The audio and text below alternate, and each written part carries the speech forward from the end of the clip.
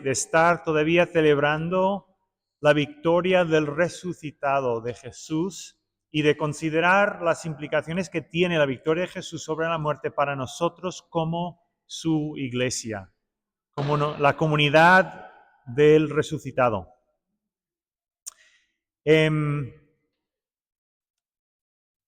¿Qué hacemos con esta esperanza pascual? ¿Qué hacemos con este mensaje de salvación en un contexto escéptico como el nuestro? Indiferente, endurecido. ¿Cómo ganamos o cómo conseguimos una mejor acogida para nuestro mensaje que es único, que es esperanzador? En nuestro pasaje creo que nos encontramos algunas pistas que nos pueden ayudar a que nuestro mensaje tenga más crédito, mejor acogida. Y estas pistas que yo veo son, en primer lugar, un testimonio intrépido, es decir, un testimonio sin temor. Y en segundo lugar, una fe sobrenatural. Una fe sobrenatural. Cuando digo sobrenatural, inexplicable en términos humanos. Armados de estas dos cosas, la iglesia de hoy día, incluso en nuestro contexto occidental, encontrará una mejor acogida para este mensaje que es sin igual, la esperanza de que Jesús da vida nueva. Ahora, antes de pensar en estas dos cosas, quiero reubicarnos en el contexto. Pedro y Juan han subido al templo, han encontrado en el camino un paralítico, el paralítico mendigaba, y Pedro contestó, es una canción que aprendimos también en la escuela dominical, oro y plata no tengo, ¿no?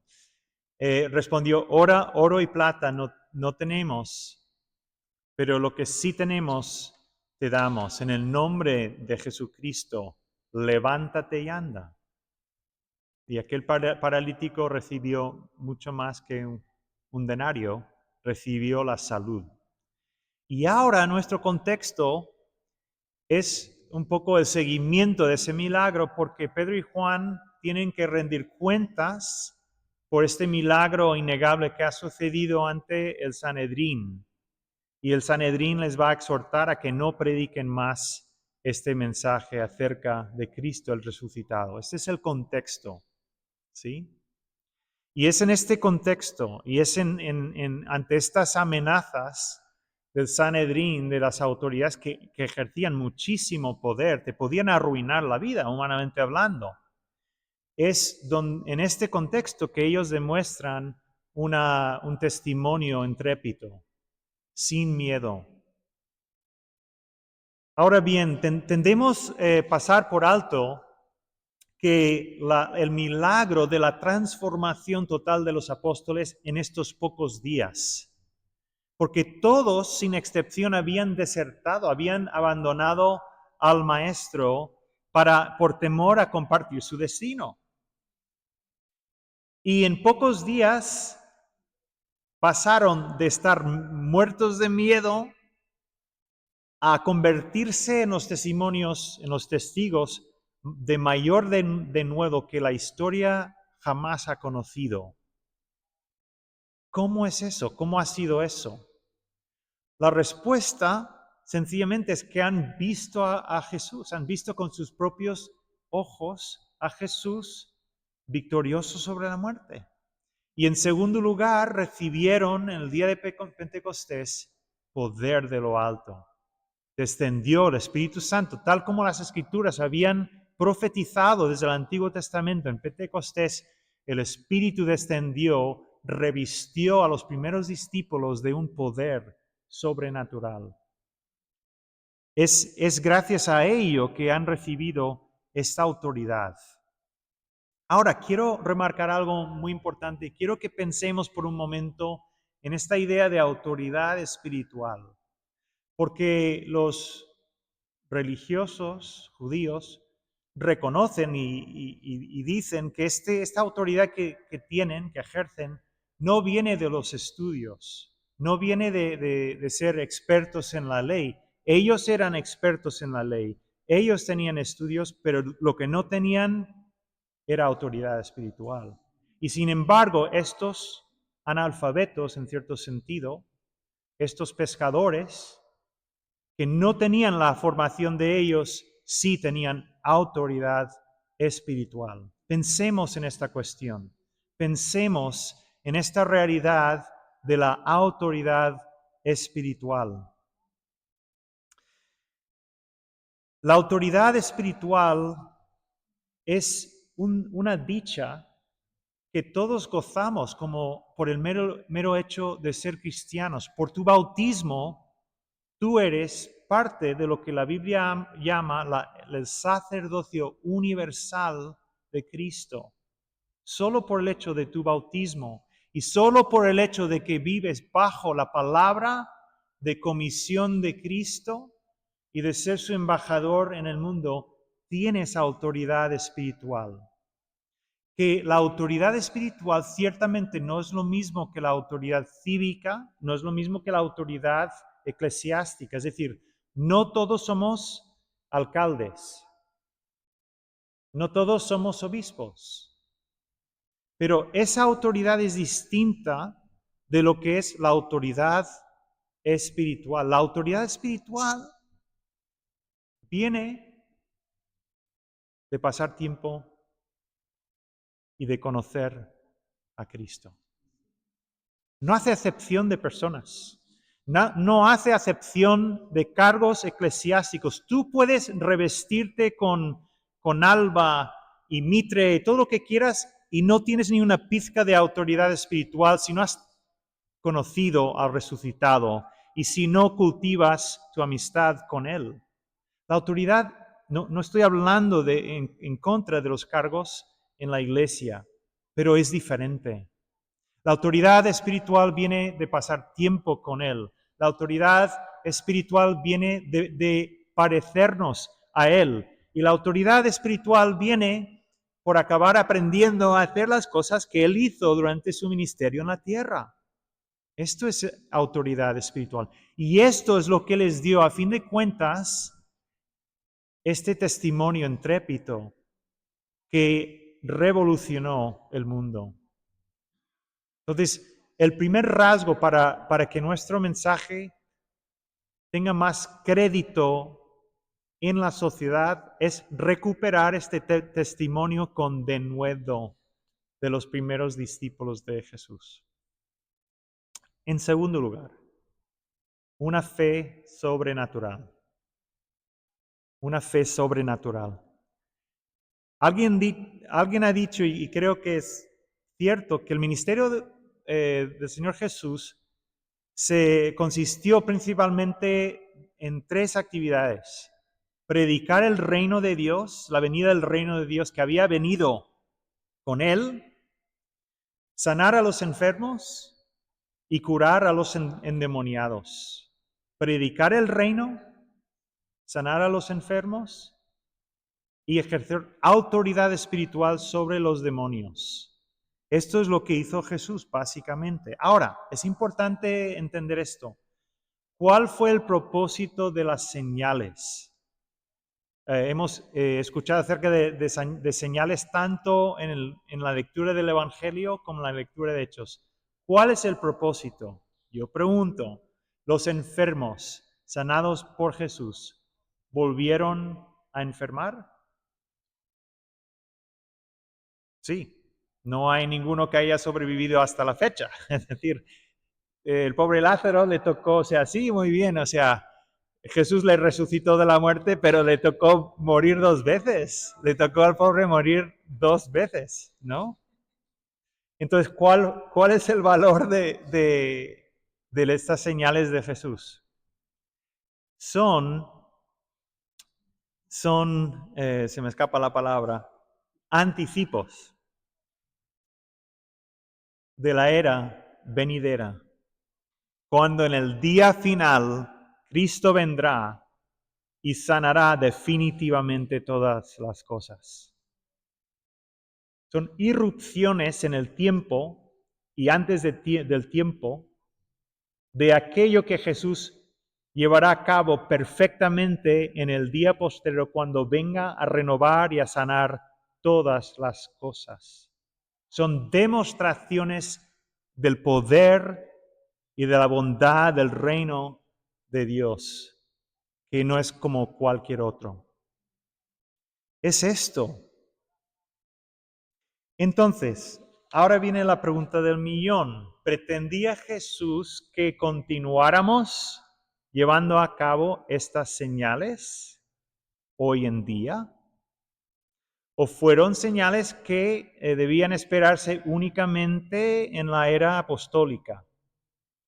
Bueno, en esta cuestión, ciertamente la iglesia está dividida. Hay quienes dicen que sí, quienes dicen que no, pero lo que yo pienso, y con cierta firmeza, es que no hay ningún versículo en todo el Nuevo Testamento que nos dé a entender que estas señales no iban a continuar, al menos analógicamente, al menos de una forma análoga a lo que hizo Jesús. Jesús es único, es el Hijo de Dios hecho hombre. Además, cuando leemos la historia de la iglesia, no vemos, sino todo lo contrario, vemos que estas señales continúan. El gran doctor de la iglesia, San Agustín de Hipona, relata muchísimos milagros que sucedieron en su diócesis, en su célebre libro, La ciudad de Dios. Y esto en el siglo IV. Entonces, la otra pregunta, entonces, ¿qué pasa? ¿Cómo es que la iglesia en Occidente no ejerce este tipo de autoridad? ¿Cómo es que no vemos estas señales que, por cierto, nos irían muy bien, estas señales hoy en día ante un público muy escéptico, indiferente, nos iría muy bien que se sanara algún paralítico, ¿no? Para que nuestro mensaje tuviese mejor acogida. Os quiero contar una historia.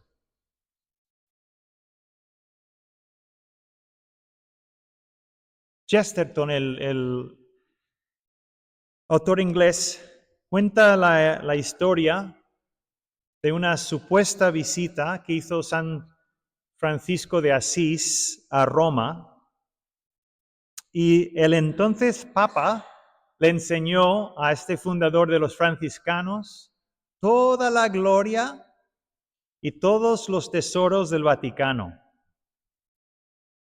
Y el Papa, que no me acuerdo cuál Papa fue, le dijo a San Francisco, Pedro ya no puede decir oro y plata no tengo. Claro. No sé si habéis estado en el Vaticano, pero es impresionante. En cierto sentido es impresionante, ¿no? ¿Cuál fue la respuesta de San Francisco de Asís? Sí, pero Pedro tampoco puede decir, levántate y anda. Pedro tampoco puede decir, levántate paralítico y anda. Porque la iglesia en Occidente ya tiene mucho oro y plata. Y nosotros como cristianos tenemos mucho oro y plata.